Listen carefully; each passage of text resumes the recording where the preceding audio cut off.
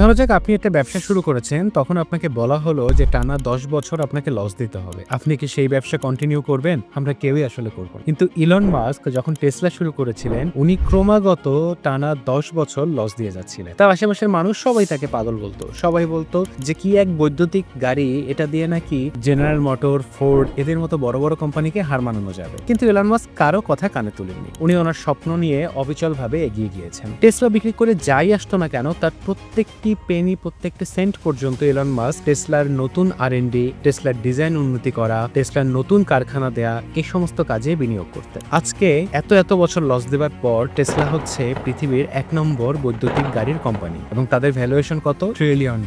দীর্ঘ ১০ বছর পরাজয়, অপমান, লজ্জা কোনো কিছুই ইলন মাস্ককে হারাতে পারেনি। কারণ তিনি জানতেন যত বড় লক্ষ্য, তত বড় ধৈর্য নিয়ে যদি এগিয়ে যাওয়া যায়, সফলতা কেউ আটকে রাখতে পারবে না। মনে রাখবেন, আপনি যখন বড় স্বপ্ন দেখবেন তখন দুনিয়ার সবাই আপনাকে পাগল বলবে, কিন্তু এই পাগলামিরই ক্ষমতা আছে আপনাকে এবং আপনার পৃথিবীকে বদলে দেবার। আপনার পার্সোনাল গ্রোথ কিংবা বিজনেস গ্রোথের শুরু হোক এখনই। ফলো করুন কুইক গ্রোথ।